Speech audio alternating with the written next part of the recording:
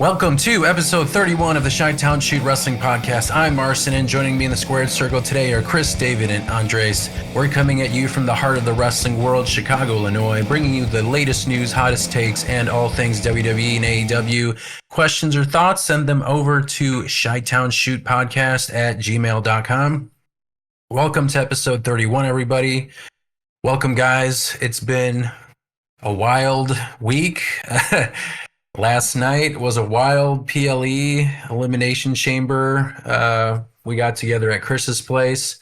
Thought it was going to be a good show, but I don't think anybody expected what happened at the end of the show to happen. And Triple H did tease a little bit that it was going to shake the wrestling industry. And people, you know, when you hear that, they're like, yeah, okay, whatever. But that was a legit thing that I thought really shook up the industry and just made WrestleMania 41 infinitely more intriguing. With that, I mean, with that and also the Bianca Belair, Jade Cargill, Naomi story, I thought that made the women's division infinitely more interesting going into WrestleMania 41. But our first segment, I initially planned for just trying to dissect and figure out, well, what do you think is going to happen with The Rock and Cody's soul thing? I thought maybe they might do a little bit of more teasing, and we'd keep thinking about it and predicting it on this show today. But we got a full-blown answer last night, a full-blown heel turn, an F-bomb from Cody Rhodes. We got blood. We got Travis Scott really stiffing Cody Rhodes in the head. If you saw that, I would be not surprised if he had a problem with them backstage, but maybe that's what they wanted. But I want to go around the room here and ask all of you guys your reactions after you had time to digest it last night, because we were watching it and I was like, man, this feels like 9/11 last night. I was like, man, John Cena. Do you remember where you were at? Do you remember where you were at when it happened? And I was like, holy cow. It's like these kinds of moments where you do remember where you are. Like, honestly, like this is one of those moments. Chris, what are your thoughts after John Cena became a bad man? 5 big booms for John Cena. Boom, boom, boom, boom, boom. That was like, I still don't have words for it. It was amazing. Like everybody wanted it for the longest time, but like it came at a moment where you really didn't expect it, because you were like, it was that sleight of hand magician stuff they kind of did, where it's like, okay, John Cena won, whatever. Of course, it's John Cena winning. He's going to go into the sunset being a champion or whatever. And then all that stuff proceeded. And I mean, you couldn't have really predicted it. I mean, I don't think even the dirt sheets were really predicting that. I'm convinced that they have some kind of an office, or maybe it's Shawn Michaels and them. I saw a meme where it was Shawn Michaels and Triple H typing on like a computer or some shit, saying like to misdirect the dirt sheets. Like, here's some bullshit misinformation, so y'all think that this is what it is, but in fact, it wasn't that. So I mean, I don't think anybody predicted how that kind of went down. So I mean, shocking, legendary. It's gonna go down in history books as far as wrestling stuff. So I mean, yeah, I think they did the dirt sheets leading up to the Elimination Chamber. There was like news stories of like leaks that Drew McIntyre was going to win. Yeah, Chamber. Imagine paying for a Patreon and getting that as the exclusive scoop. I mean, I feel like, idiot. Yeah, like once you have like, I mean, once you get like stuff like that where they're like fully certain, and then, you know, it switches up on you, I wouldn't bother paying for that service. And yeah, I mean, no one expected it. I think people were hoping for John Cena to win the Chamber, and that happened. And the conversation around the Cody Rhodes Soul thing, I mean, it was like, is Cody going to turn heel? Like that, they never, no one was anticipating like the winner of the Elimination Chamber, that which became John Cena, and then he becomes the heel. But like uh seeing, I mean, maybe people were just connecting dots, or maybe Triple H and the creative team have been stitching together the their creative decisions, like when The Rock showed up at Bad Blood and then he did this, and maybe they're like, "Ooh, maybe we can turn this to an angle." Arrow.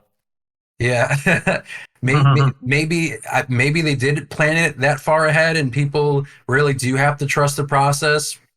And I've told, and people say that, letting him cook. Clearly, people just had to wait a week and just see where it went, So I don't know. Maybe it was a long-term thing. Maybe they just went super smart and then connected the dots and showed, like, see that, like, they were actually thinking about all of this. Which whatever they did, it worked. I think people will be less doubting of Triple H's book. I mean, like, I feel like the one thing is, like, look at last year. I mean, think of that whole Bloodline Cody Rhodes story. They pivoted, and what a great, like, WrestleMania season they did. So it's not like there was a lack of precedent from Triple H's booking. And last year was the first full year that Triple H actually had creative control. And now we're seeing the fruits of this era again, with a John Cena heel turn that probably would have never happened under Vince McMahon. I don't think, like, in a retirement tour, I feel like especially he wouldn't allow it, just because that's his Hogan, his other Hogan. David, what do you think? What did you think after last night? How did you wake up, and how do you feel about the story now? I'm glad it happened. I think it was a better option than like most of the chamber. Not that necessarily anybody in the chamber was like a bad option, but I think this was the best curveball that they could throw, and I think it makes Cena's part-time retirement tour that much better. I mean, I was making those comments like, man, people. I was like, man, people are gonna, it might, like, boo him because, like, he's like, you're trying to get some good graces from him because it's his last year, but he, at the end of the Rumble, he loses the Rumble, and then he just announces that he's going into the Elimination Chamber, and people gave him the benefit of the doubt, be like, well, it's his retirement tour. He put the time in. He deserves it. He's the kind of guy who can just do that.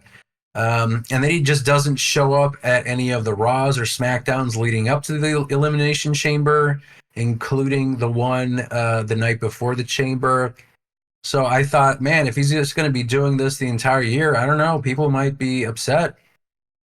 But he basically was like, you know what? Let me do it for you. Now I'll let you boo me because I actually turned heel, turned into a bad guy. I think it's a little too late to like be a bad guy though. Like I don't think that it's gonna have like I don't think he'll get like any type of NWO heat. Like even yesterday after they were beating up Cody, he was kind of getting applauded Yeah, he because was so getting many cheered. people waited. He waited way too long, and like the wrestling landscape's different in general, where it's more so people understand that they're watching a show. It's not like Hogan getting death threats and things like that. Yeah, I mean, when Hogan turned, you were getting debris, you were getting cans, Yeah. all sorts of stuff getting thrown at him when he was the third man that was And, revealed. and I seen a lot of like that this is just as big. I don't think so. Like John Cena doesn't have his own restaurants and malls and cartoons and things like that. He's got cartoons. He's got movies. He is the one of the biggest, if not the biggest, Make a Wish Foundation wish maker, whatever you want to call him. Break a wish. He's Great all, wish. he's also, I think he is one of those people that people know in pop culture. If you like, oh yeah, I know Karrion Cross. No one's gonna know who Karrion Cross is I don't outside even know of who Carrying wrestling Cross fans. is.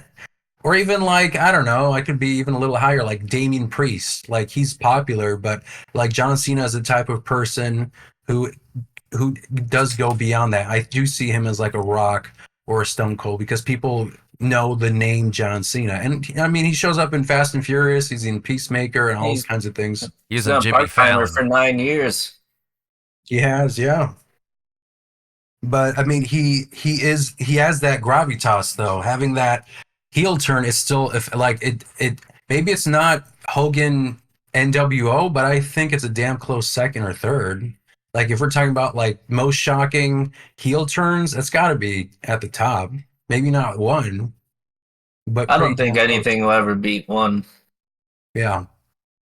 I mean, not that level. I mean, and it was also never done like that before. So I mean, we're the current version of like the Cena turn. We're using that original one as a comparison. So it is really difficult to replicate something truly that's already been done before that you can compare it to, but still very effective and super intriguing going forward, Absolutely. if anything. I mean, we'll see what this looks like because we still don't know what a heel John Cena looks like. Is he getting a new theme song? Is he keeping the jorts? Is he keeping the colorful shirts?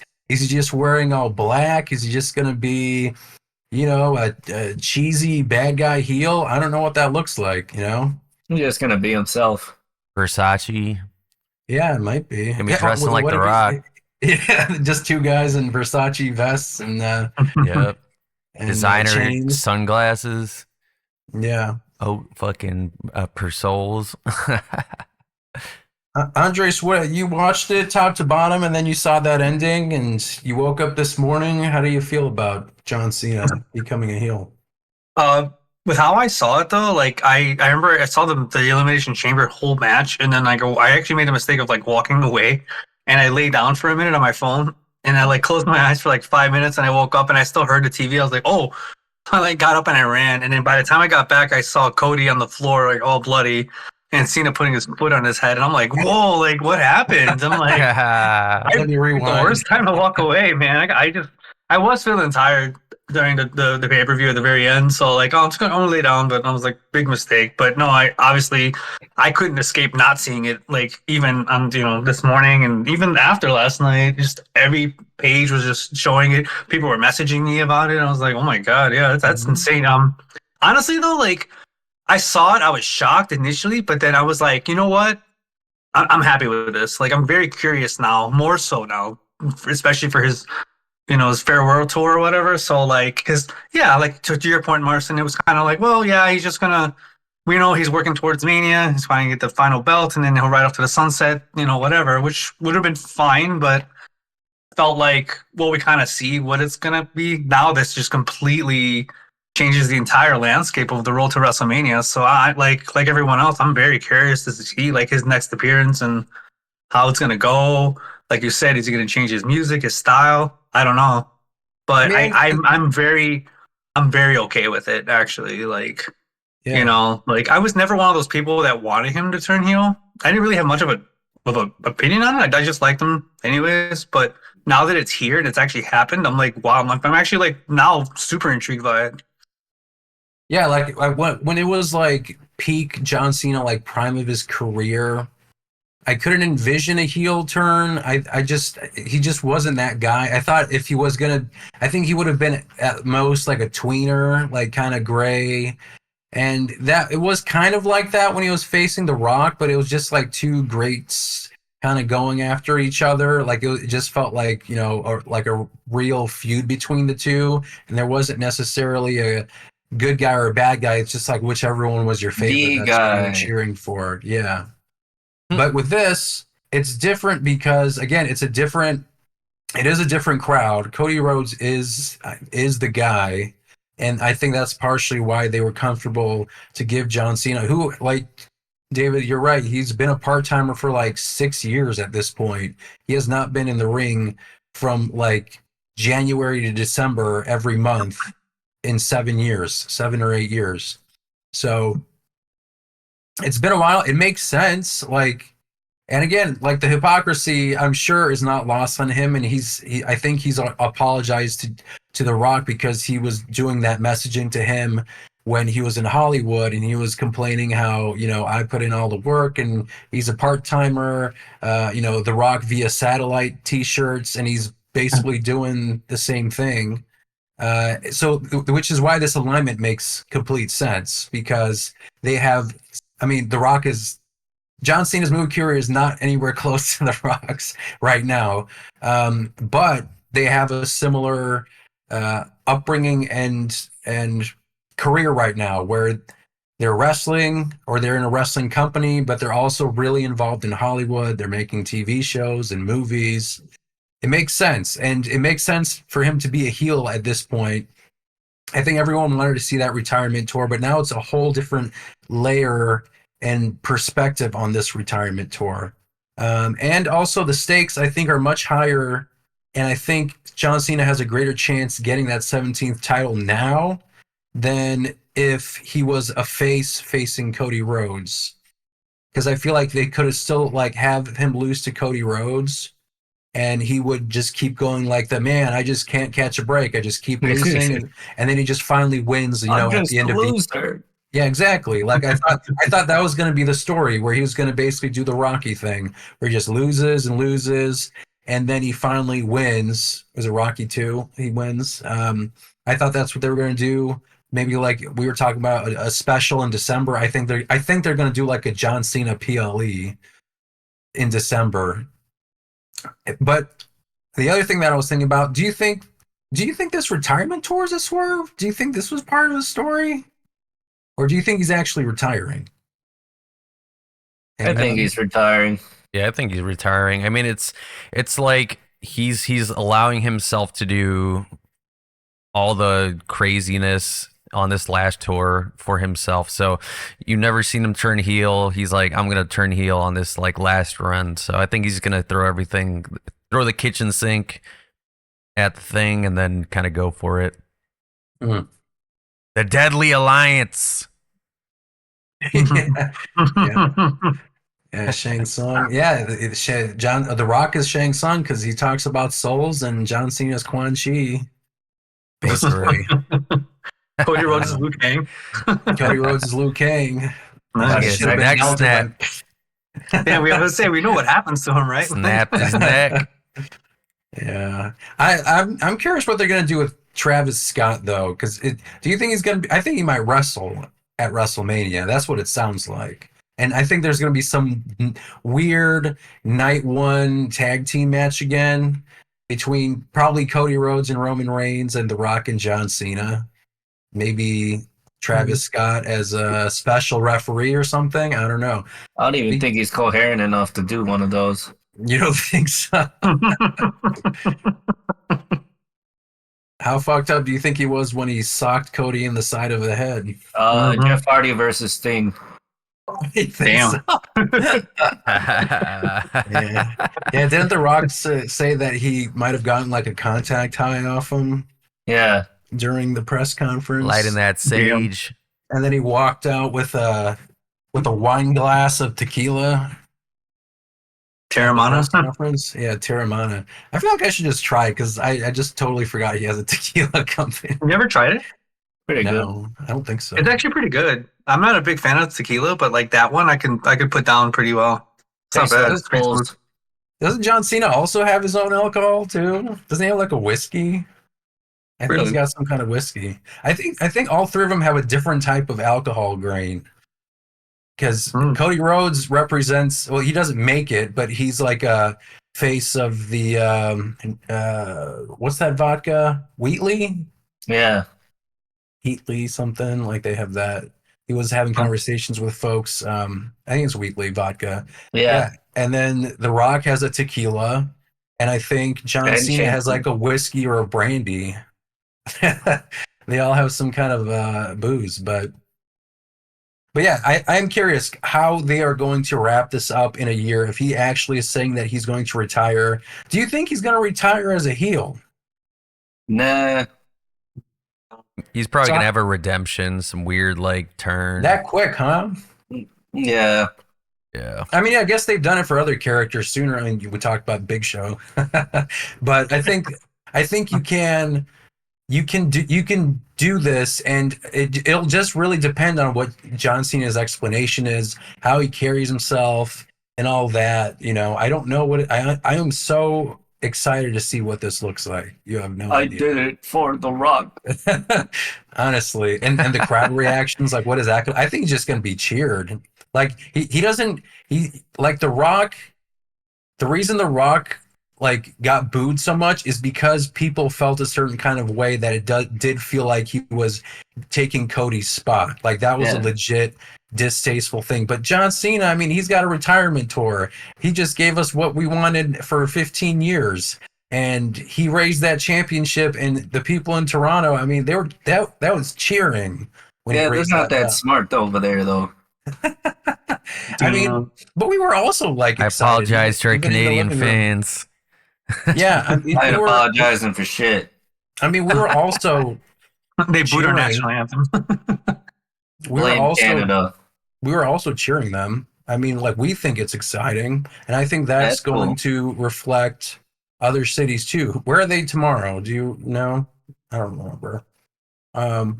But wherever they are on Raw and SmackDown, wherever they're going to be on SmackDown, I think he's going to get cheered. I hope R-Truth is all right.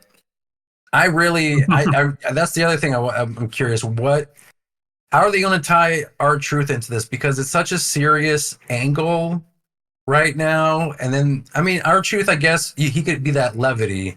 Oh, stupid phone. I kind of see it. R-Truth just posted a picture of Cena strangling Rhodes and put AI generated. Oh, yeah, I did see that. Oh my He god. said that it's AI generated. Yeah. Man, he's got to come out in like the John Cena gear and talk about how he grew up watching him and all that. Little Jimmy. And just beat him up. I think that would maybe give him some heat if he beat up R-Truth. But I see a lot of funny posts that everybody's like, "Oh, we seen Cena turn heel. He beat up Rey Mysterio in 2012 or 2011, whenever he did that." when shit he won the WWE Championship, yeah, and then lost it. I mean, same thing with Zack Ryder when he was making out with is it Rosa? No, it wasn't Rosa Mendez. God, I forgot. Well, he was making out with his then girlfriend, so that wasn't great either. And he was a face. That was definitely objectively an a-hole thing to do. I mean, especially that was like kissing babies, visiting cancer kids, John Cena. So that was questionable. I'm sure they're going to point to those kinds of situations and be like, see, it's been there all along. He just been taking everyone for a ride. Yeah, he was actually collecting those checks, and he said, screw them kids. After all that. I also seen that, like, if you watch Total Divas, this guy's been a heel forever. I mean, Nikki said, Bella. Don't touch me, bitch.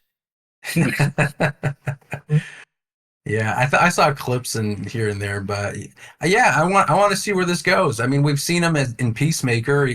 He is a bad guy in there technically, So, and Suicide Squad, I guess that's where he first was Peacemaker. But who was he in Fast and Furious? Was he a bad guy in Fast and Furious? It was Dom Toretto's brother. Yeah, he was a bad guy, and I think he turns into a good guy by the end. Yeah. What did you guys think of his bad guy acting? Is that going to be reflective of? All it is he makes the face he made right before he kicked Cody in the nuts. He just walks around. Just cartoonish henchman bad guy face. Yeah, it wasn't bad. I guess we'll see. I mean, wrestling is I'm sure is more comfortable for him than I think than a camera, and driving a Mustang. Yeah, to stop a helicopter. Was that after the Rock feud? He was in a Fast Furious movie. Yeah, and it's kind of funny because Fast at 10 Part 2's coming out soon, and he's in that. I'm pretty sure. See, they're just gonna tie it and be like, The Rock gave me these roles, these favors. I showed up in Fast and Furious movies. We're best friends now, man. That's wild. We're gonna do the Predator handshake on camera. You son of a bitch. Mm. He might be feel like- dead in Fast Furious. I don't know. Well, either way, so he played a bad guy, so in there, but so he kind of it's not like he hasn't played a bad guy in over 20 years, you know. Oh yeah, he did. He died at the last one in an explosion. But Fast and Furious is like Mortal Kombat. He'll be back. True. Yeah, exactly. You can explain it away. Like what Michelle Rodriguez, wasn't she supposed to be dead in like the first or second Fast and Furious movie or third one, and then she comes back somehow? Yep. I Monster mean, Reborn. yeah, like it doesn't matter. Fast and Furious in space. So the main conversation is about today is about I want to talk about kayfabe, breaking kayfabe, the impact of kayfabe with reality and wrestling now, and I kind of want to start off by just ending this specific segment with how The Rock approaches his press conferences and how he talks about like literally what just happened and frames it as like, did you check out that performance we just did? And then he kind of walks people through and kind of explains it about why he did this and why he did that.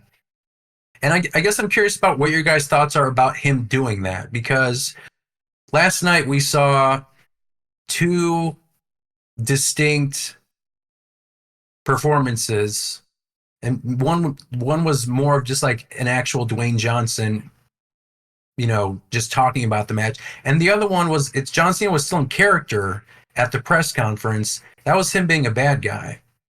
But when The Rock came out and did his press conference, he was wearing his Dwayne Johnson hat on, and there was some winks and nods, but it was largely like it literally just happened. You had this shocking thing, and The Rock is like explaining, why John Cena wants to do this, and he's like trying to do like a character study about him instead of like talking it from the perspective of the story. He's breaking it down like he was an actor who just got off set, and he's talking to Access Hollywood or somebody like that. You know what I mean? So Yeah. how do you guys feel about that? About him doing that, and how that's just used as a tool in wrestling now? Do you guys feel like that's weird? David, what are your thoughts about what The Rock did?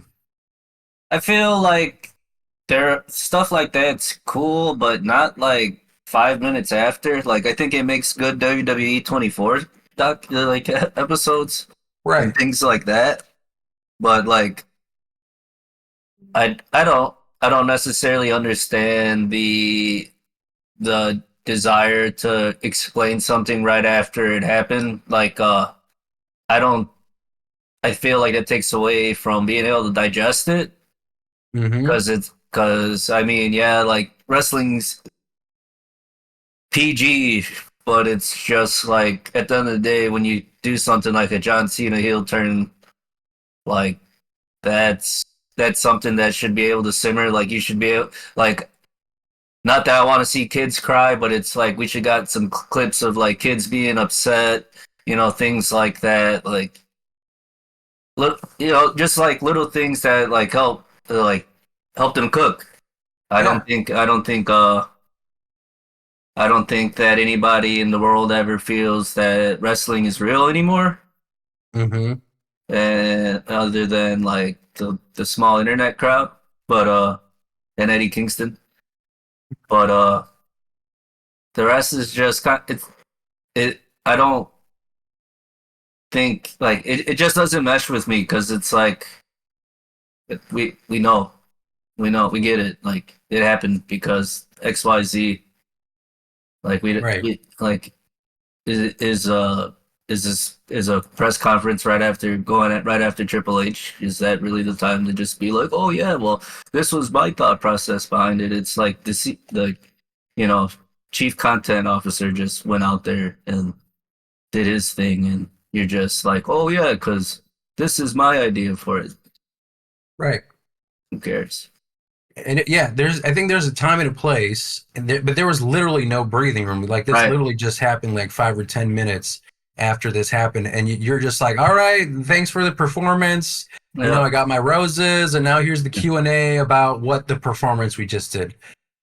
Everyone knows that it's scripted, with the exception of maybe 0.9% of people who watch this. But again, And I Eddie feel like, Kingston. and Eddie Kingston, who's that part of that 0.9%. But you know, I feel like there still has to be some kind of time and a place. I don't think you should be necessarily treating wrestling as a movie. It's a scripted show, but it's like its own beast, because Right. Cody Rhodes Cody Rhodes is still Cody Rhodes. It's not like uh, John Cena, who is in a movie and he's called Peacemaker. John Cena, he's John Cena in real life, and then he's John Cena in the ring. So wrestling has this weird fusion and just different plane of existence. I feel like that you have to treat it a little differently, especially with these press conferences. I feel like you gotta mix the real, like have some real emotions in there, but you also gotta stick to certain story beats. And this, like, you can't have The Rock talk about, like, again, doing a character study of why John Cena wants to be a bad guy or whatever, when you literally just had John Cena show up to drop a mic, like he was in character doing that. And then you're talking about it from like a whole different perspective, as if you're like separated from it when you're both at the same press conference. You know what I Right. mean? It's Yeah. weird. It's like he explains things to like the rest of the board. Like I don't necessarily think anybody in the general audience really cares to hear that. Like he's not like at the end of the day, those post conferences and everything are like it's not really necessarily to unveil the curtain. Like they got WWE 24 and all these other things in the Yeah. works. But So where again, press like conferences. it's like things that they talk about. It's like 24 or whatever. It's like when it happened like a year later, or even Right. like they talk about uh Montreal Screwjob and all that kind of stuff, like 10 years later, 5 years later. There's documentaries about it and all that kind of stuff, but not literally same day. 10 minutes, didn't even, the body's not even cold yet, and you're already Yeah. doing an analysis on it, you know. Chris, what about you? What do you think about that kind of situation? Yeah, I mean, like I was still riding high off of the John Cena thing, so I didn't really have too many thoughts of Dwayne talking. It was a lot of just like white noise to me. Must have been the alcohol, but just kind of looking at it after like watching it this morning, yeah, I mean, it just feels kind of corny. You know what I mean? Like it's like he's treating it like you said, kind of like it's a movie or whatever, and that it's not this like it's wrestling works best when they're blending reality with that fiction where you just can't tell what's real and what's not. And I just think it just he dropped the ball, I would say, on that specific thing. I wasn't a fan The of it. contact high was too real. Yeah. Too much tequila. Andre, so what about you? What do you think? What do you just think about that concept of like, like this major thing just happens, and then we just get like post-mortem analysis immediately after, kind of just I mean, literally, I mean, just treating it like I just got off a TV show. Let me talk to you about what just happened. Yeah. I unfortunately didn't get to watch the post show, but I did see a clip of The Rock talking about it. I think I saw like someone asking him a question about Travis Scott potentially wrestling eventually, and he's like, "Oh yeah, that's why we're putting him in." I guess like that was an idea, and I thought that was, and with how casual he was about it too, like I thought that was a little weird. Um, but I mean, also too, like I was thinking, like, what's not to say this is, even though like, yeah, he's treating it like an Access Hollywood interview. What's not to say that that's going to be built in to his character as he goes forward too? You know, what's not to say that he's just explaining like how he went about it, but also going to put that in the storyline as he's explaining himself further with John Cena. I don't know. there could be they swerved everyone already on one thing. This could all be a work too part of it, you know. I mean, it could be some kind of weird meta like story thing where it's Dwayne Johnson who is like that's him as a person, but it's also like it's like the way I could also perceive it, it's like I'm the board of directors, I have like the power, I'm explaining like how we went about this because this is what I wanted out of this. Yeah. You know what I mean? Like I guess you could kind of see it in that weird meta character because Yeah. he is board of directors. And then when you see him on screen, you're just basically seeing like the guy with the power, moving the Yeah. chess pieces. So And that's why I feel like yeah, maybe this could be part of the persona of his character, because for Cena to still be in that character and do what he did, and then for The Rock to be so casual, it's making us think differently. But really, maybe there's something more to it too. Yeah. You know, when Triple H is up there doing his part, it's kind of like he's just talking to the people about the success of the pay-per-view. You know, yeah, and what because, they're planning on doing going forward. yeah, because like for Triple H, it's like that's the other thing. It's like The Rock is involved in a major story, but Triple H, yeah, I mean, we all know like his current role is like I'm the guy backstage, I'm in charge of creative, and he kind of comes out and talks about how many tickets they sold and that kind of stuff. And so you Mhm. can kind of keep that separate. But again, it's like The Rock was just involved in like a main event level story, and he's walking out and just kind of explaining what he just did in the ring. But And you didn't even have to change the channel. Like that's my thing. You didn't have to change the channel. We didn't have to wait. It just like if you left it on, you went to the bathroom, you got another beer. By the time you made it back, he was like not tearing apart, but dissecting it, and yeah, explaining it's it. like speaking in a context of like that's meant for like talk shows. Yeah. Like he could have saved that for like Jimmy Fallon or Danhausen or any of the other guys. Yeah, something, and then also maybe not like within a week. Give it like maybe after WrestleMania 41 if you really want to do something wild. But Yeah, like that 40 docu special that we waited 13 times for. yeah, like they were supposed to release it, then I guess they changed. They were probably editing or changing things, or maybe they wanted to add some extra stuff. I don't know, but that didn't come out until like what SummerSlam, around SummerSlam. Like he just finished fucking whipping the shit out of Cody Rhodes and taking his Yeah. blood and smearing that shit on that belt, and then he acted like that shit was like, yeah, whatever, it was la-di-da, super nice, and he's like all lighthearted and shit about it. He's Yeah. like, I clocked out. It's okay now. It's just me. Yeah. Yeah, it shit. Which is like why for me it's like that I could still kind of see it being like this weird meta heel character thing, you know what I mean? Like he's answering questions from the crowd and he is the final boss like board member, but yeah, I don't know. You could get pretty meta and weird if they can get really smart with this, but I don't know. Psycho Man is. Yeah. I mean, that one guy asked him like, who is the final boss? Like, are you a heel or are you a face? And he was kind of describing like he's this like in betweener, like he can be whoever he wants to be. He can sing and cheer up the crowd, and then be like, shut the hell up because The Rock's singing or whatever. So he's trying to toe that line, but I think he's still trying to figure it out. Yeah. I feel like the concept of like heel and face is still important in wrestling. I do think that there if you are a character kind of like The Rock who can be more fluid with it, I guess, like I'm not opposed to that. I think if you can make it interesting, then be my guest. But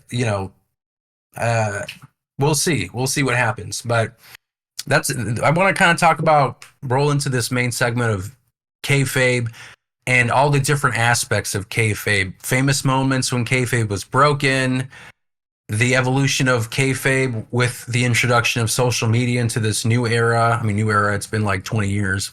And then just kind of talking about if wrestling should keep kayfabe alive and what are your thoughts on it. So I kind of want to start off with think about the history of wrestling and then when kayfabe was actually broken. What do you feel? What are some of the most shocking moments in wrestling history to you guys when kayfabe was broken? And can you think of any? Because I guess I have a couple. I think the biggest one, or one of the original ones, was that curtain call, of course, with Shawn Michaels and Triple H. And I mean, like that was like before social media, before anything. Some dude just had like a Sony hi-fi camcorder in the Yeah, he snuck audience. it in. Yeah, he got a camcorder in the audience. Man, talk about good luck. How do you And sneak that in? Like that yeah, how do you doesn't fit stick in a your pocket. camcorder in? Cargo Yeah. shorts. Yeah, like my parents had a Sony camcorder in '98 or whatever. I mean, it's like this big, you know. Yeah, hold on, I got So, one. Oh, it's Cody Rhodes. Blurred, but it's Cody Rhodes. uh-oh. Who's above? Wait, Cody Rhodes and who? The Street Fighter Bison. shirt, right? Yeah, and Bison. It was a AEW thing. Oh, that But looks, yeah, like how do you take this into a? yeah, exactly. It was Yeah. exactly like that. How do you put this in your pocket? Like, Put it under your And shirt. then- I'm pregnant. And so I mean, like, he must. So I'm he must happy to see you. did he upload it to like the internet at the time? Like that was like what, 97? I mean, he must have. But I think the bigger issue then was, I mean, they did it in an arena with thousands of people, and Vince obviously saw it. So that was an issue because you had a match with good guys and bad guys, and then everyone at the end just kind of hugged it out Oh, get up. when, you know, the impression was like, I thought you hated each other, or what's going on here? Why is everyone giving hugs? And that's where that problem was with Shawn Michaels. They were like, well, we can't do anything to him because he's our champion, so we have to do it to Triple H. And then he was supposed to win the King of the Ring, I think, and then they basically kind of put him down the card, and that's where Stone Cold Steve Austin won the King of the Ring. So I think that's probably the biggest one and the most recognizable one. But can you guys think of any other like shocking or kayfabe breaking moment? Chris, do you have one? I mean, you could say Montreal Screwjob. Yep. Just being That was one I- this thing that they were just like, yeah, well, it's gonna go this way, and then, you know, people couldn't tell if it was real or not. You could say that was a breaking of kayfabe. That's true. Do we know? Did people in the crowd know what was happening? Nope. They were just like, "What the hell?" Why did Just the bell happened. ring? Yeah. Yeah. Huh. Yeah, I mean that's a good one. I mean, I totally forgot about that. Bret Hart's like, Yeah, I mean the spitting, the trashing. W. Wasn't there like something before that where it was like Brett spitting in Vince's face, and it was like some kind of steel cage match? I think that might have just been an actual in-story thing, but Yeah, he said like go off and do whatever you want. This is some bullshit and this and that. But he spit in Vince's face at Montreal, like he was standing in the yeah, center, after right? the fact, Yeah. yeah. oh yeah, I have was- the loogie. I was reading something earlier about Iron Sheik and Hogan, like how they were, I mean, generally a pretty big rivalry in the 80s. And there were, I guess, instances where they were like chummy in like interviews and shit, or like outside of the ring. So, I mean, that's definitely a breaking of kayfabe, especially where everybody was generally in character, even when they were like on talk shows and stuff in the 80s. Like Undertaker was still the Undertaker. He took that stuff very seriously in the 90s. Yeah, I mean, he was one of the few guys who kept it up until what, 2020, 2021. Then he just basically opened the door to everything. He just started explaining everything for 25 plus years. He's like, nah, I got my character. He stays quiet. He was silent the whole time. Now he's got talk shows. He's in reality TV. He's a coach. Yeah. All right. David, what about you? What do you got? Do you remember a famous moment where kayfabe was broken? Matt Hardy and Edge Oh yeah. Oh yeah. and Lita. No, but that was a real issue, but they turned it into a story. Would you consider that breaking kayfabe? Well, yes, because it kind of came off in a different way because they had that Bite This program back then, Mm-hmm. and allegedly Hardy was not on the roster at the time. Like he was already let go, and he made the call in. Mm. And then when he attacked Edge the first time, like there was this point of belief that he just jumped some security rails and took matters into his own hands. Yeah, I mean, there were, I remember like the interviews they did, like there was some legit tension there too. I thought, No, I think Matt Hardy meant all that. yeah, I think he meant all of that in there. So yeah, you can say that it's a bit of kayfabe breaking. I think that's like a special case of like there was some real stuff happening Yeah. backstage, and they're like, well, let's just turn it into an angle, even though I'm sure it was all super uncomfortable. But were you gonna say no to Vince? Like that's not the work environment that we're used to now. Yeah, and then those two were only on screen together because of the Kane stuff. Right. Cool. So it's kind of like it kind of brought to light that like they're not a couple on screen. They're a couple in real life. Mm-hmm. And you hurt Matt Hardy. Yeah, I mean, yeah, that's a good one. Andres, can you think of another one? It doesn't have to be WWE. It could be AEW, WCW, whatever Hey, breaks the fourth wall. Oh, okay. Um, there was that one incident. I think it was One Night Stand. It was definitely ECW, but it was like the later iteration of ECW, the WWE controlled one, where I think yeah, it was like I think the WWE like locker room was fighting the ECW locker room in the middle of the ring, and like JBL beat the crap out of somebody like legitimately. oh, Blue I Meanie. think it was one of the Blue World Order guys or something like I don't know, was it Blue Meanie or something? Because they made fun of him at some point, and I guess he took it like personally. So like when he had the opportunity to like hit him in the face, he was like beating the crap out of him. Yeah, I do remember something with JBL really stiffing someone.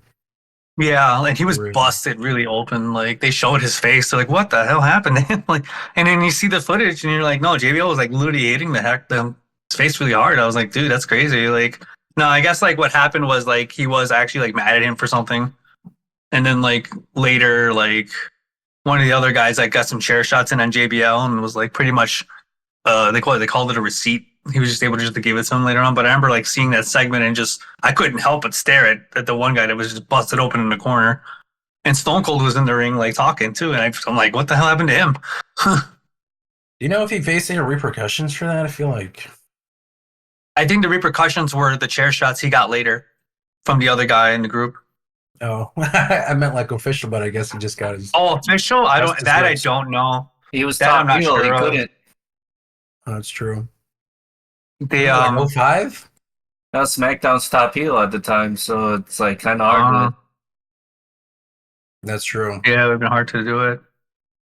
I Yeah, I heard mean- like JBL too was just kind of like a mean guy in general. Not good stories about him. I got another one. Yeah.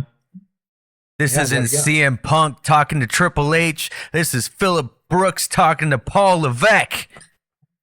Oh yeah. Do you think you don't think that was part of the story? I mean, it was, Uh, but they started to use that element of like reality in their promo work, I think, in that specific era, because the kayfabe thing, like everybody knew that wrestling was fake.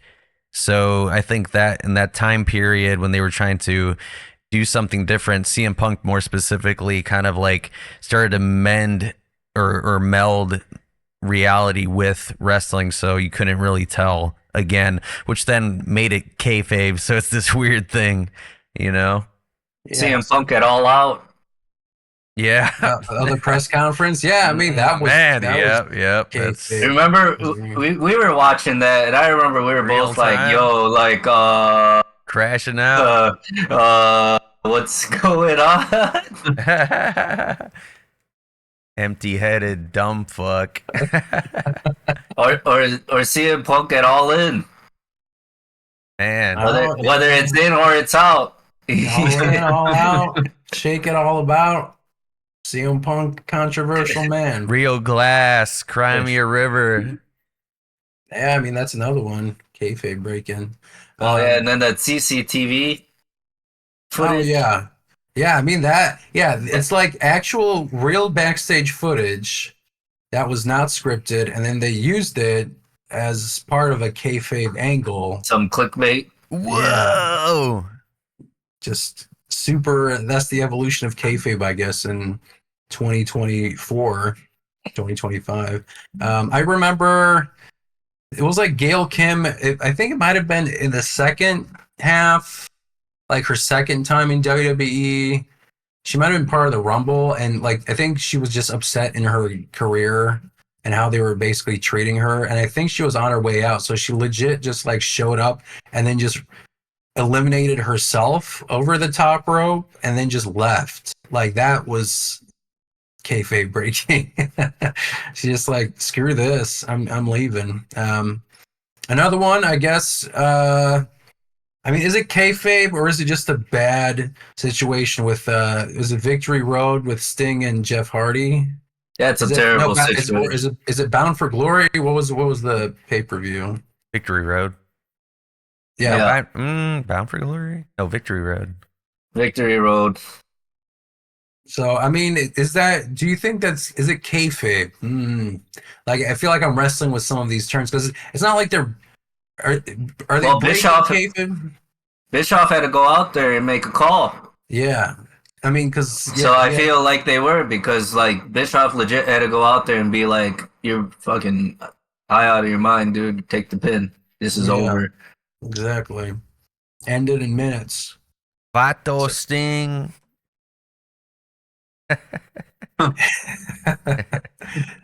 um. Nia Jackson, Charlotte, getting into a fight mid-match. Oh yeah.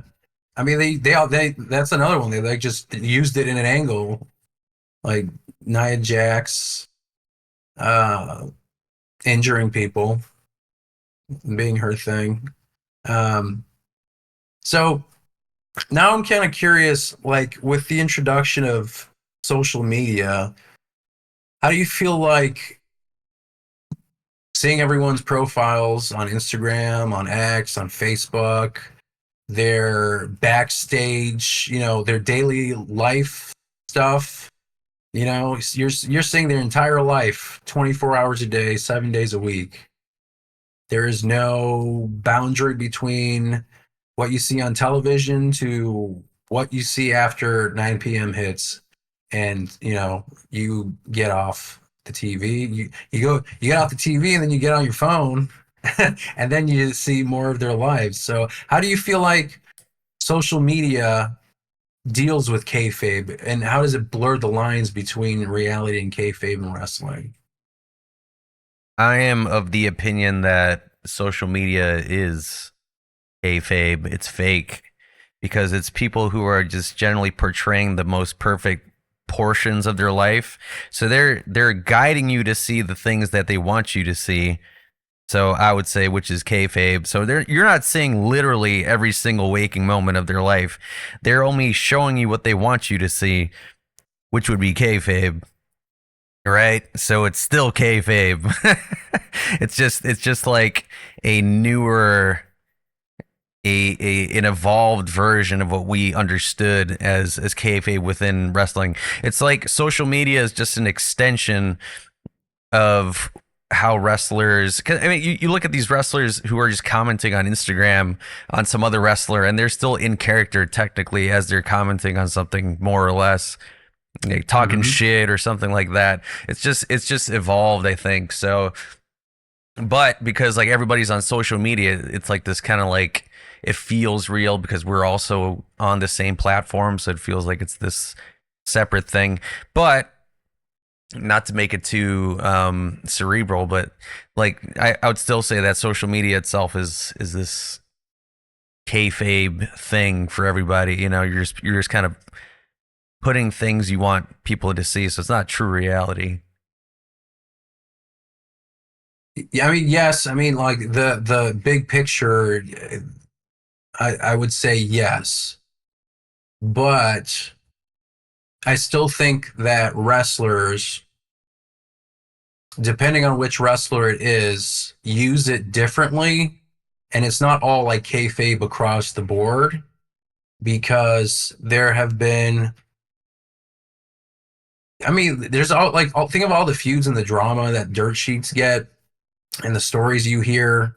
And then you have wrestlers who comment on specific things like backstage issues, you know, issues with story and creative, like openly acknowledging, you know, I'm not getting booked. I don't know what happened in the story. Like they're using these kinds of terms on social media, whereas, in the 90s or even early 2000s, it was very restricted because that I feel like that's more controlled because what you see and what you get is what's broadcast on a television show, and it's producers and people who show you what you want to see, and the talent has no control over it when they get off the show. You know what I mean? Like there's not an extra avenue where they could be like, you know, talking crap about, Vince McMahon or whatever they're booking and that kind of stuff because shows and TV wouldn't allow it. You have to talk to the right people to get on TV or on a screen. You know what I mean? True. So to that extent, I disagree. Like, for example, think about like the Undertaker or even the White Six. Those kinds of characters, can the White Six just go on Instagram and just like, hey y'all, Yeah, Whataburger. I'm Bray Wyatt, like we just murdered somebody, that like they can't do that on social media, right? Like they don't do that. Well, they're a very specific kind of character, but Well, let's talk about like those kinds of characters, and there used to be an era entirely of, Kanes and Undertakers, I mean, people who were talking to heads, Mankind with the Mask, can those kinds of characters, like, don't you feel like social media blur? Can you have those kinds of characters exist now? I mean, you have the Wyatt Six, I guess, but I don't know. Don't you feel like the social media, that kind of aspect, kind of blurs that line, kind of makes it more obvious? no, who's to say that like they don't have like, marketing people telling them to say specific things and kind of like guide it along because social media is their opportunity to kind of again blend storylines and these things, and it's a tool for them to kind of expand upon their product. So I feel like it's tough to say. I feel like there's definitely situations where they're probably told to behave a specific kind of way on social media because again, like you're going to have people believe that it's real because it's like, oh, it's on social media, it must be real. Mm-hmm. But it could be an instance that it's, part of a, oh, is it a work or a shoot? Because they know what kind of fans are online, right? On social media, on Twitter. So I feel like they play into that. So they could be, is it a work or a shoot, brother? Like that kind of thing. So You working or you shooting? right. I mean, it might seem obvious with like certain things, like, oh, they're, yeah, sure, out and about. I'm in a restaurant. Here's a picture of me here and there. But there's still a crossover where they'll do stuff like that, like some day-to-day slice of life stuff, but then they'll do a picture or a promo or a video of something that expands upon what they just did on Monday Night Raw or SmackDown or Dynamite or whatever. Like Tony Storm, for instance. Or after the Wyatt Six unalived Gable, they took a picture with a fan at Whataburger. Yeah. Oh yeah. Like they just unalived everybody and the show cut off, and then That's funny. they See, got that's a famous moment of breaking kayfabe. they got a double burger and some fries. They just got away with murder. They're taking a Yeah. picture. Yeah, they weren't even wanted. Like they could have just easily been all arrested at Whataburger, there in San Antonio or Corpus Christi, Texas. Yeah. I remember too. What Ziggler like pretty much got in trouble for kind of talking about the booking or whatever. I remember because after he did that, I remember like he kind of got held back for like probably pretty much the entirety that he was left in WWE. Forgot what he said, but he was like the world champion for a little while, and then after he lost it, he never regained it again. But I kept hearing that it was because of what he was saying on Twitter and stuff like that, how he didn't like the booking and how he wanted to have another title shot and he wasn't getting one. And obviously there's a clause too, I'm sure, everyone's contracts of what you can and cannot do because you are an employee of the company and you're representing WWE. So, I'm sure, he was breaking those rules doing that. He's also super concussion heavy in a time when they were making sure that concussion protocol was taken super serious. Mm-hmm. Chris Benoit broke kayfabe, bro. Oh man. I mean, kind of. Not really. I mean, he just didn't show up to his match. He didn't show up to work. He said he was a crippled That's not breaking crossface. kayfabe. Yeah, he didn't break kayfabe. Or I guess you could throw MJF. He never had a chance to because he was on a line. He never had a chance to break kayfabe. MJF cutting that promo. Tony Khan. Yeah. I feel like, I mean, he was probably still in character, though. You think he was just going off the cuff? I think Tony Khan just told him, let me have it. I wouldn't call that breaking kayfabe. Yeah. So, like, that's just my thing. I don't think you can use, if it's on a microphone and it's produced and on TV, I wouldn't consider that necessarily breaking kayfabe. Like, especially like for example, like the Punk pipe bomb, it looks like kayfabe breaking, but it was an angle in a story.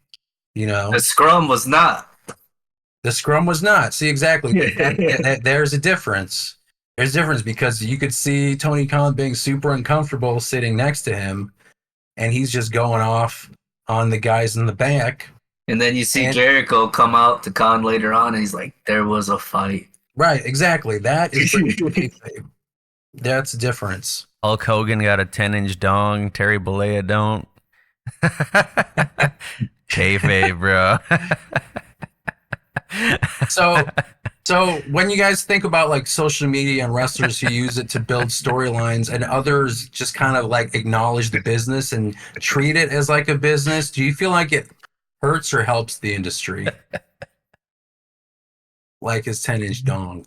Well, that definitely hurts. Yeah, it probably hurts. Astro Glide, baby. No, it's hard to say if it hurts or helps, but I mean it doesn't hurt. I feel in a lot of ways. It's done or directly. Media. Because like a lot of wrestlers, even active ones, have podcasts now too. Yeah. That's true. I mean, that's the thing. It's like it's so. I think it's the response to it being broken, how they carry it for the next 72 hours that really matters. Yeah, but that's the other thing. It's like the business has been so like exposed. You know what I mean? Like in documentaries and just like talking about stories and how they. All the guys who've been in the business for decades now kind of like telling stories about how they produced the match, how this worked and how that worked, Like, I guess, do you feel like the concept of kayfabe has changed? Do you feel like kayfabe even exists? Do you think it's a new version of it? Should we even use the word kayfabe? Sure. I think kayfabe exists to the wrestlers that want to treat it. I think now there's a cast of wrestlers who are reality bending, and then there's a cast of wrestlers who don't bother. Yeah. Alfonso be living his gimmick, man. Yeah, like Alfonso. That's just Alfonso. Who was that? wrestler that smacked the shit out of that reporter. He's like, yeah, it's fake. And he's like, is this fake? Oh, Smacked oh the yeah, shit he out gets of him him. twice, man. He got up and then got him again. I'm like, damn. I just saw that yesterday. I Open forgot. hand slap. That's what that is. He's a wrestler, WWF. I don't know who he was, but he was a big dude though. Vader did that too, didn't he? I think Vader did that in an interview. Theory did that when they last time they're in Australia. I think Undertaker and Vader were on a talk show. Mm-hmm. Yeah, and they told him it was fake, and then like Vader like got in the guy's face and shit. Yeah, he had no media training for sure. They're like, let's put him on TV. What's the worst that can happen? You're in another country? Yeah, that's Choke fine. him out. Yeah. Yeah, I think Yeah. kayfabe. I think they're trying to weave reality using all these tools, so using social media specifically to blend it into wrestling, so you can't really tell anymore if it's Mhm. real or not.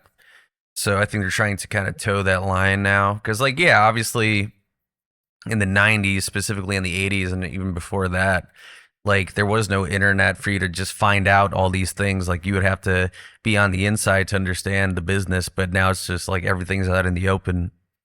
You know what I Yeah. mean?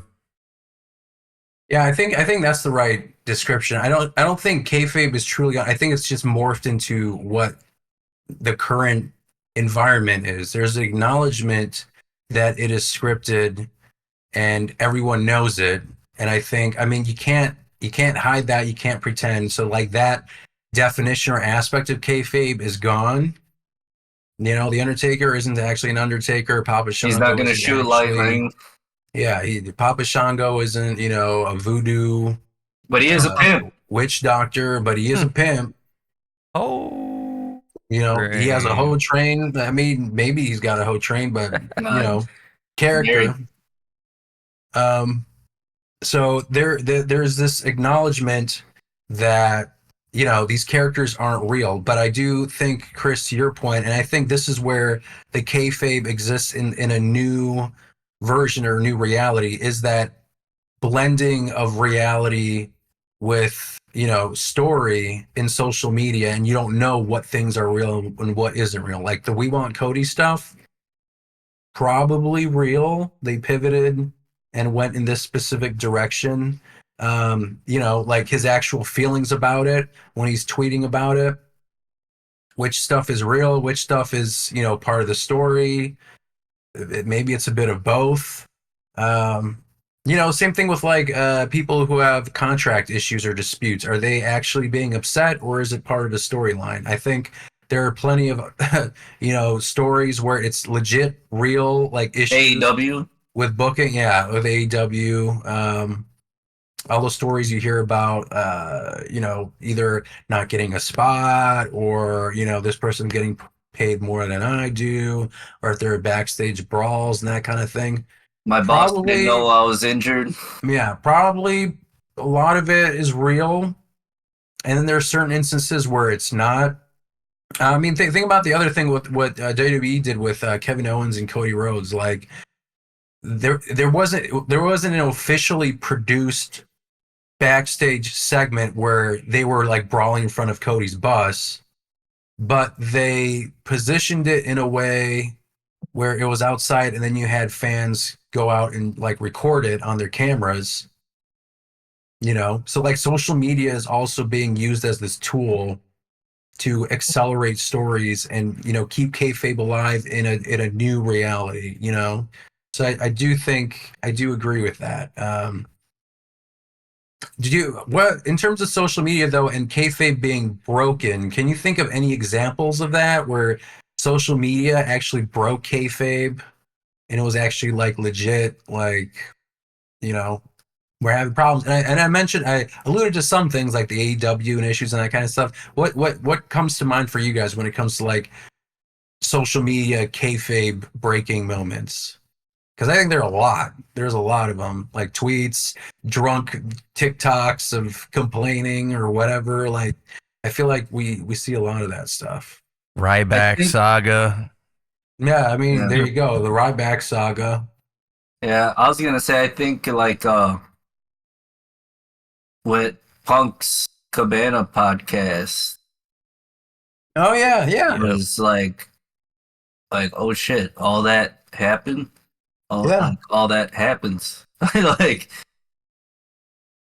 I think that was one where that was like really eye opening to me of just like the whole process of how and the why, because it's just like I also wasn't watching wrestling during that time. Like I coincident my first day back was Punk's last day. Like I remember watching that Rumble, and then the Oh, next yeah, day, yeah. and then the next day they're like, "Oh yeah, he walked out Yeah. at 6:45." Yeah, and I think AJ Lee still. I think she's still stuck around for the year, and then she Yeah, left in 2015. I think that's what it was. But yeah, yeah. I mean, that's a good one. I will say social media, but yeah, also like podcasts, Spotify, YouTube, SiriusXM, whatever. Like all these interviews are like it's the when these wrestlers are interviewed now, they're not. Most of them are not in character when they're being interviewed. Like they're talking as if they are, like Triple H talks as Paul Levesque in his yeah, interviews. Like there isn't like, oh yeah, I'm Triple H, I'm the game, I just care about belts and championships. Like they talk to him as like he's a real person. Like again, like the Undertaker.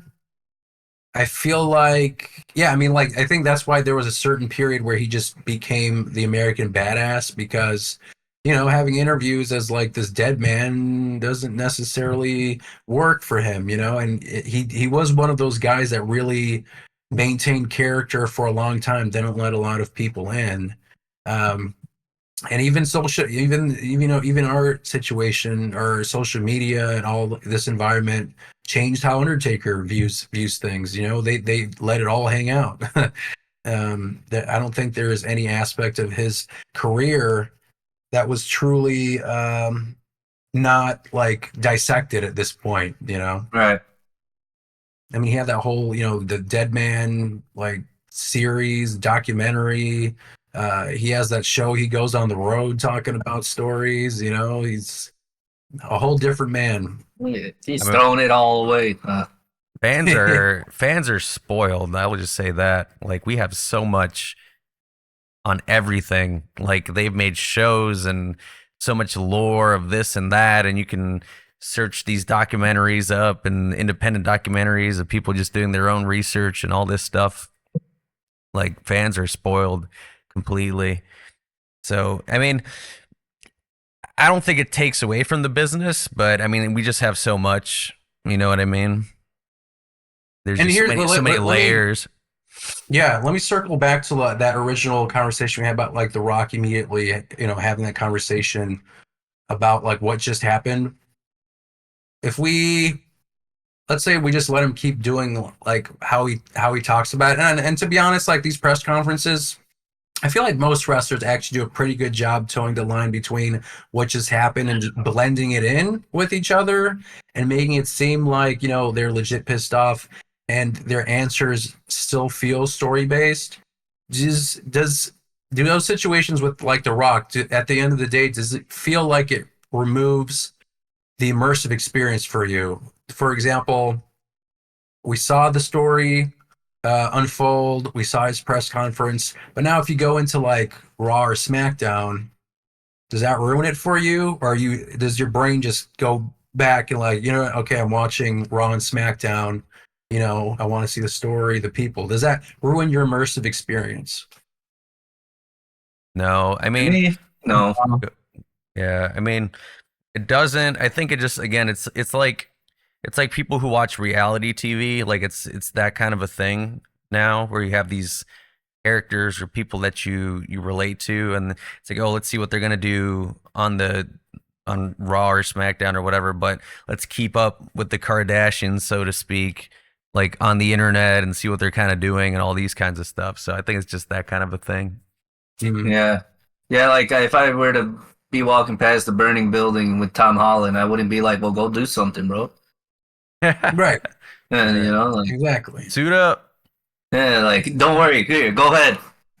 I Like, won't tell anybody, Spider-Man. Can Spider-Man come Andres, out what the do you rain? what do you think? Does it ruin the experience for you if you have guys talk like that? No, I mean, I still want to enjoy the product for what it is. So I still know that like when the next show comes, it's we're still leaving where the show left off. Regardless if there was a post show about it and they seemed like they were like just talking like normal as if like yeah we were just doing this and did you see this happen? Like we did a great job kind of thing. But like no, I know to like as a fan and being a fan for so long, I can still very much continue where the story took off, like left off at, and still enjoy what they're doing with it as well, and not break that immersion. Really, I Yeah. don't know. Wrestling's evolved so much with social media. Mhm. Everything's changed with it as it goes. So, um, even with characters who are dating on screen and have actual partners in real life too. Like Right. Like Liv or I still Liv know that Morgan like and yeah, they're obviously married to someone else, but they're actually still acting. yeah, like Dom is clapping Liv Morgan's cheeks on screen and she's jumping on him or whatever, and he's got a wife and people Mm-hmm. don't care, or maybe they're like, ah, he's probably actually banging her. um, so It's yeah, just the immersion yeah, of the show. So that's what, as fans we enjoy it for what it is because we know it's still like they're still actors. yeah. So I think Chris, to your point, I think it's like it is this reality TV show kind of like Mm-hmm. feel. It's a similar vibe, I guess, where they're in a production. They are like even in reality TV shows, it's real. Producers definitely are kind of guiding them to make certain decisions depending on what the reality show is, but there are definitely strings that I think are pulled, so it's not truly reality TV. But people still like watching it. People talk to these, like, enjoy following these people's lives.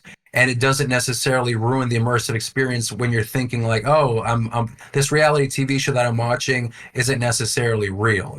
Like they still have that suspension of disbelief. Same thing with wrestling. I mean, like you said, kayfabe and all this. I mean, think about how much the business has evolved and the perception and how much they wanted to keep it a secret in the 70s and 80s, even early 90s. But then, like the Attitude Era, I did think kind of opened it up a little more. And Vince McMahon had that whole speech about not wanting our intelligence insulted. And, gone are the days of good guys and bad guys.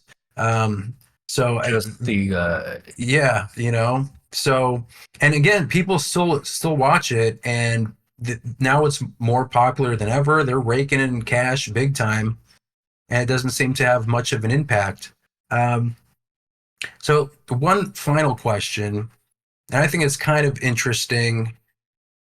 um, do you think that wrestling would be as popular today if kayfabe was still strictly enforced? So I'm talking about like 70s and 80s, like, even if people are like, I think this isn't real, they're still treating it as if it's like real. You know what I mean? Like they have that same mindset. Everything is under lock and key. The magic trick is still under the table. There's no guy with a black mask revealing how he did the trick on television, explaining like how this happened. None of this exists. Do you think that wrestling would still be popular if this happened? I think it's just given the circumstance of the reality of how life kind of is, it's just like kind of impossible to even have that at all. You know too what I many mean? cameras. It's just there's just yeah, like you said, too many cameras. Everybody has a phone. There's ways to leak information now, the internet and all these things. Like you can have bad actors. So I think it's just it's impossible to even have that kind of a thing. I mean, so well, let's pretend that they know all this, but they're still maintaining that level of kayfabe. Do you think the business would then diminish because they're like still treating it as if it's in 1982? I think so. I think it's just like because I feel like people would just kind of figure out that they're in on it. Like somebody would expose the business, but then it's like people are still acting. It would just be super campy, I think, which I think would turn a lot of people off. So I They think probably that wouldn't survive. Yeah, I don't think it would survive or be as popular if they kept the strict kayfabe rule. it'd be very Because niche. obviously that'd be bad for business if you're not sticking with the times. But like, it would also stop a lot of people doing other projects outside of wrestling too. I would feel Like Total Um, Divas like Total Divas, yeah, which or Miz taking a lot of money for the company. Or even like being a movie star, I guess. Being a movie star, doing a podcast, being a gamer, and doing YouTube channel. And I mean, I met Xavier Woods at Evo. He was like live streaming it, like it takes away their own personality as a person outside of it. And it's like, no, we're strictly this person and that's it. No, I don't think wrestling, or at least, yeah, wrestling as a whole would really do as well if they kept everything so secretive still. And yeah, considering how much the internet like has so much info now and everything, and there's cameras everywhere too. But I mean, if we took that away, even no, I don't think wrestling would do too well staying strictly that. It'd be super Personally, niche. I don't think. It would. It'd be super niche. It would not be the phenomenon it is. It'd be something that like very specific nerds would like, but it would be nowhere near like a pop cultural thing that it's become. Like Absolutely. being under the same umbrella as like a UFC, basically. Like it would be, Dungeons and Dragons or something. Dungeons and Dragons, or a TNA level of success, I guess, if you want to go that route. But yeah, I think so. What do you think about? I'm actually kind of curious how the Japanese took kayfabe and how they adapted. Like, have you guys ever looked into that? Like, how they perceived professional wrestling? Like, were they always in on it at the beginning, and how that perception changed? I'm kind of curious about that. Maybe we could make a podcast about that, because from my understanding, they treat it way more like a sport even early on. Because I think that could be interesting, and maybe that's another conversation. How Mexico handles it, or how the culture of it like exists there. Because like we know in the United States how people view wrestling. Right. It's fake, right?